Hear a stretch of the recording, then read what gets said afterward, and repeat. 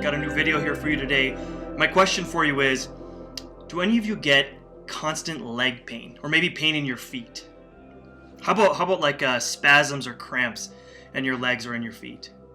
So this is another one of those big issues a lot of our fibro clients bring up. They have this constant aching in their legs or maybe their feet, or they're dealing with a lot of stiffness and cramping in their legs and feet. So what gives, right? What's causing this type of issue? So when it comes to the legs, there can be a huge variety of issues that can cause this constant aching. But I'm just going to get into a few of them, and really the most common ones that we see with our fibro warriors.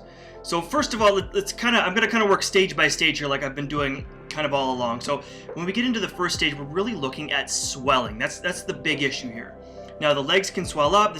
Can be in the form of edema, could be in the form of lymphatic swelling, and this can cause sort of this heavy, tight, and achy feeling in the legs, and it can kind of feel like that ache that just never wants to go away, and like the legs are just always tight.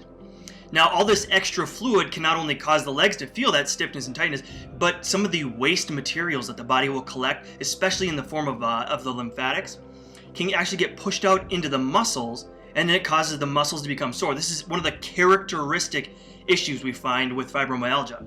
That's why these people will get all these like tender points in the muscles, because the tissue is basically overburdened by all this extra lymphatic and waste that's collecting around the muscles. So that's a big one. Usually we'll cover that mostly in the first stage of addressing fibromyalgia, because it's one of the biggest issues, and it's what causes a lot of these tender points.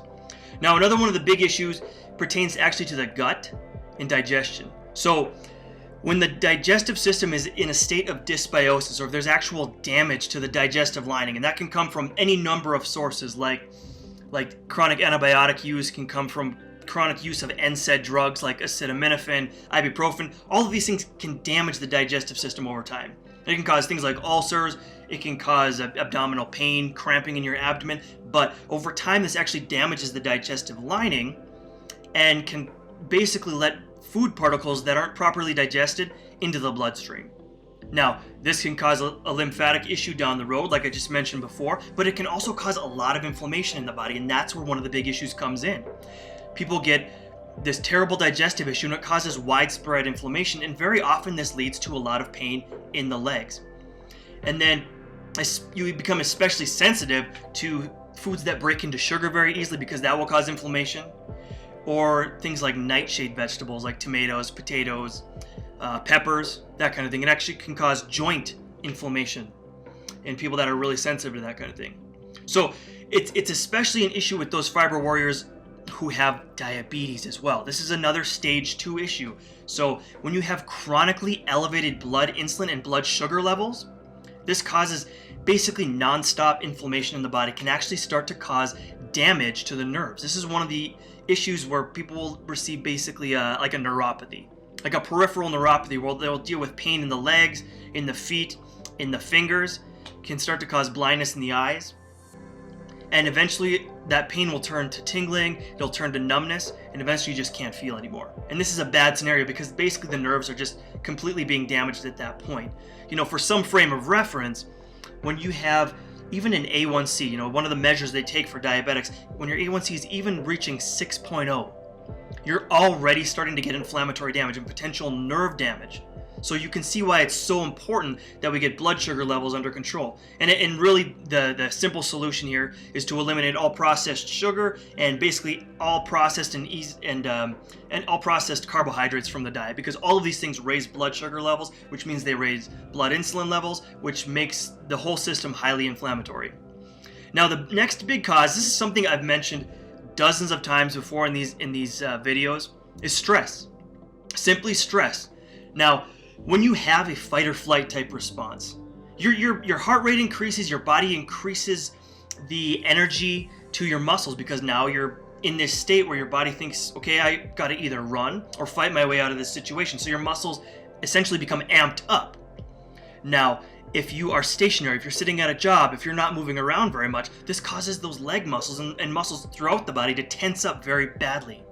This is one of the big issues that leads to arthritis in old age, because the leg muscles become so stiff. Now, when you move, normal movements like walking or or going up and down the stairs will actually start to cause damage to the joints, because the muscles, which are normally supposed to be loose and pliable, would absorb all that impact from normal movement. But if they're stiff because of stress, too tight, they're not absorbing that impact, that goes into your joints. And this can affect not only the legs, the muscles of the joints of the legs, like the knees and the hips, but it'll have a trickle-up effect all the way through the spine, and even can lead to neck pain.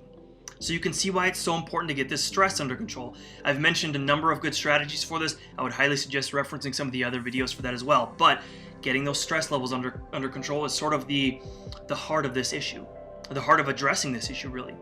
Now, the last major cause I want to get into, and something that I've mentioned before as well, is actually circulation to the legs. This becomes a worse and greater issue as you age, because our circulation gets worse as we age. And very often when this is a primary issue, you'll especially notice it first thing in the morning. You'll notice a lot of stiffness, maybe difficulty getting out of bed, or when you take those first steps in the morning, your feet just hurt like heck when you first put weight on them, because the blood gets thicker as we sleep. And if you already have poor circulation, you will feel this in spades. This is a very common issue we find with our fibro warriors. And you can usually see this visually. If you've got a lot of spider veins or varicose veins in your legs, you already know that there's some kind of a circulation issue going on there. Plus, this can lead to increased fluid retention, because if the blood isn't moving fast enough through your veins, some of the fluid from your blood will actually end up in your tissues, and you'll get edema from that as well. So head back over to the first stage I mentioned, where you can see where this extra fluid, this extra swelling, can lead to this problem. Now, when circulation gets poor in the legs, this means that the tissues are not receiving freshly oxygenated and freshly nutrient-rich blood fast enough, like they're supposed to. You're supposed to get all this quick enough. And of course, when you start depriving the muscles of this nutrient, you can end up with things like spasms and cramps. And in addition to the stiffness, people complain about leg spasms at night. And of course, remember, I mentioned the blood will thicken as we sleep, and then people get these spasms at night. Good strategies here are really, of course, movement, and then making sure that you're well hydrated. Now, what's even worse, when the circulation gets very bad, you start to collect these free radicals. These are inflammatory molecules. You've heard a lot about these. And when these collect, it causes damage to your tissue, it causes inflammation, it causes premature aging. This is a huge problem in fibromyalgia sufferers, especially when they decide to exercise. So you've got this poor circulation, blood isn't moving fast enough, you're starting to collect these free radicals, and you decide one day, hey, having a better day, I'm going to exercise. I'm going to do something about my health. So you exercise, and you get circulation going, and it kicks all these free radicals back up into circulation. And then this causes inflammation, it causes irritation of the nerves, and it can lead to a full-fledged fibromyalgia flare-up. And then you hurt for days or even a week afterwards. Now, has that happened to you? You decide to exercise, and you wish you hadn't because of the amount of pain it brings afterwards. So you can see why it's so important that we get this circulation issue straightened out, because it's such a major issue, and it's literally causing the body to be slowly damaged over time.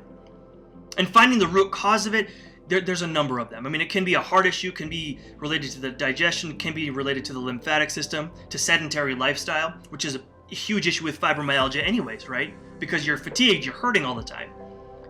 In many cases, as we go systematically through these stages of addressing fibromyalgia, most often the circulation will get better on its own.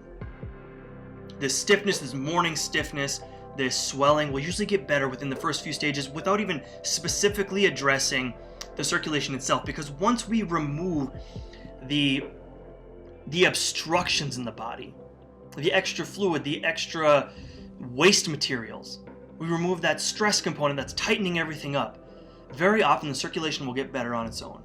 And if not, then it's something that we address specifically. So, all right, everybody, thanks for joining today. Thank you for all the comments we've gotten. I would highly recommend checking out some of the other videos where I give little tips and tricks for these different stages, some things that can help give some relief.